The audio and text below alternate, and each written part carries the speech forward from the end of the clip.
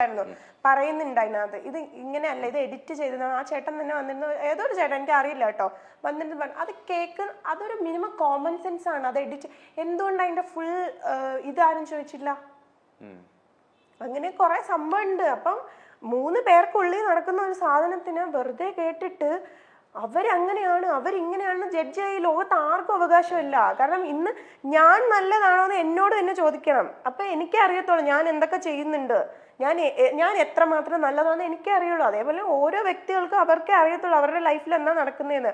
പുറത്തുനിന്ന് ഒരാൾക്ക് പലതും പറയാം.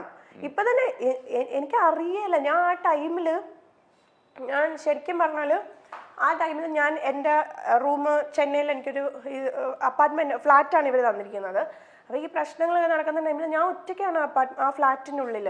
ഇപ്പൊ എൻ്റെ കൂടെ ശ്രീ ഉണ്ട്, അന്ന് എൻ്റെ കൂടെ ശ്രീ ഇല്ലായിരുന്നു. അപ്പൊ ഞാൻ ഇപ്പൊ ഒറ്റയ്ക്ക് ഇരിക്കുക അതിനകത്ത്. ഇങ്ങനെ പല പല പ്രശ്നങ്ങൾ നടന്ന് എനിക്ക് ചുറ്റും എന്തൊക്കെയാണ് ബോംബ് പൊട്ടിക്കൊണ്ടിരിക്കുക. അപ്പൊ അതിനിടെ വേറെ പല സംഭവങ്ങൾ നടക്കുന്നു, കുറെ സംഭവം അങ്ങനെ നടന്നുകൊണ്ടിരിക്കുക. അപ്പൊ എനിക്ക് ആകെയുള്ളത് ഈ ഒരു സാധനം മാത്രമേ ഉള്ളൂ.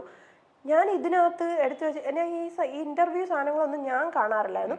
പക്ഷെ കുറെ പേര് എനിക്കിങ്ങനെ അയച്ചുകൊണ്ട് ഇതെന്താ നടക്കുന്നതെന്ന് ചോദിച്ചിട്ട് അയച്ചുകൊണ്ടിരുന്നു.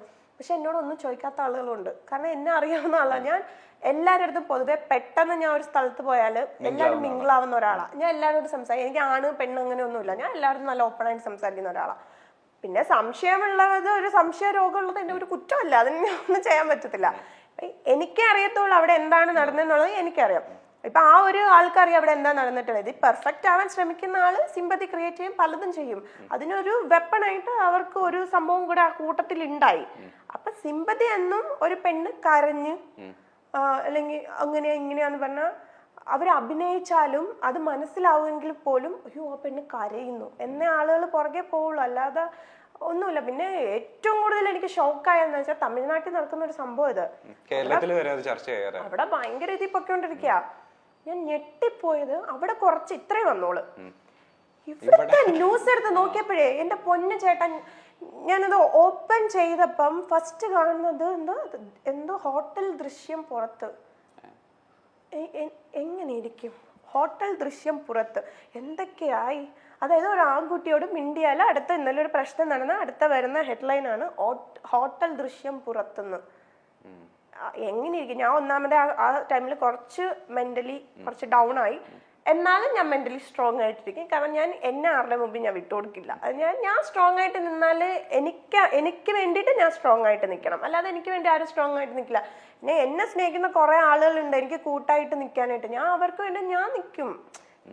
എന്നെ ഞാൻ സ്നേഹിക്കുന്നുണ്ട്, അത്രയേ ഉള്ളൂ. അപ്പം ഞാൻ ഈ സാധനമൊക്കെ കണ്ടപ്പോഴേ ഈ ഹെഡ്ലൈൻസ് ആണ് സഹിക്കാൻ പറ്റാത്തത്.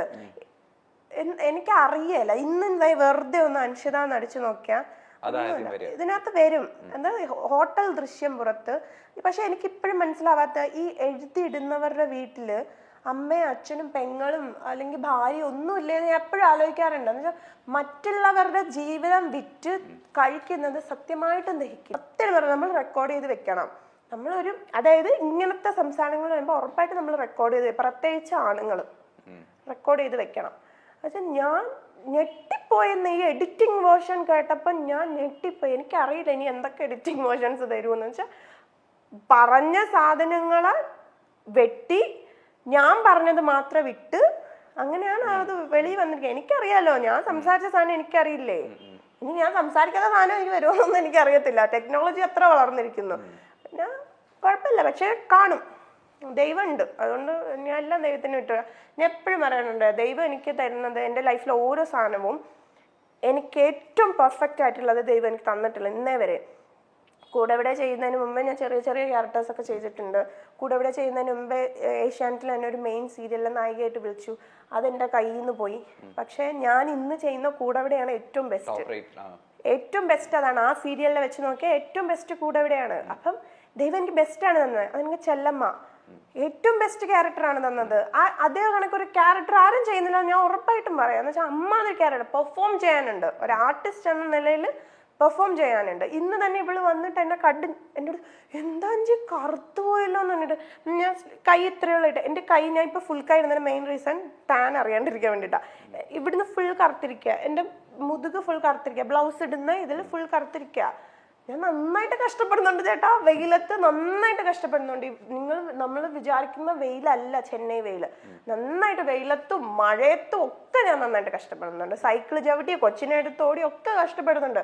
അത് എനിക്ക് ഞാൻ ചെയ്യുന്ന ഓരോ ക്യാരക്ടേഴ്സിനോടുള്ള എൻ്റെ ഇഷ്ടമാണ്. അപ്പൊ അതുകൊണ്ട് ഞാൻ എപ്പോഴും ഒരു കാര്യമുള്ളൂ, ദൈവം ഉണ്ട്, ഇതിനൊക്കെ ഉള്ളത് ദൈവം കൊടുക്കും. അന്ന് ഈ ഇഷ്യൂ ഒക്കെ ഉണ്ടായ സമയത്ത് ഇവിടെ നമ്മളുടെ ജോലിനെയും നമ്മളുടെ സഹപ്രവർത്തകരെ എന്തെങ്കിലും ഓഫർ വന്നിട്ടുണ്ടെങ്കിൽ അതിനെയൊക്കെ ബാധിച്ചിട്ടുണ്ടായിരുന്നു ഈ ഇഷ്യൂ? എനിക്ക് ആ ടൈമിൽ വേറെ ഓഫേഴ്സ് ഒന്നും വന്നിട്ടില്ല. അങ്ങനെ ഞാൻ ഇപ്പോൾ ഓൾറെഡി ചെയ്യുന്നതുകൊണ്ട് അങ്ങനെയൊന്നും ഉണ്ടല്ലോ. പക്ഷെ മെന്റലി നമ്മളെ കുറച്ച് ഡൗൺ ആക്കാൻ പല സൈഡിൽ നിന്നും ശ്രമിച്ചു. എന്ന് വെച്ചാൽ ഞാൻ പറഞ്ഞില്ലേ, നമ്മുടെ വളർച്ച ഇഷ്ടമില്ലാത്ത ആളുകളുണ്ട്. അപ്പൊ അവര് നമ്മളെ കിട്ടിയ അവസരത്തിൽ ചവിട്ടി താഴ്ക്കുക എന്ന് പറയില്ലേ. അല്ലാതെ ഞാൻ നോർമലായിട്ടിരിക്കുമ്പോൾ എന്നെ ആർക്കും ചവിട്ടി താഴ്ക്കാൻ പറ്റത്തില്ല.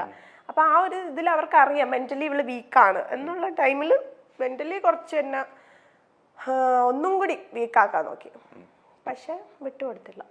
എത്രയൊക്കെ നമ്മൾ ബോൾഡ് ആണെന്ന് പറഞ്ഞാലും ആ സമയത്ത് നമ്മൾ ഒരുപാട് എത്ര ബോൾഡാന്ന് പറഞ്ഞാലും എല്ലാവരും മനുഷ്യന്മാരാണ്.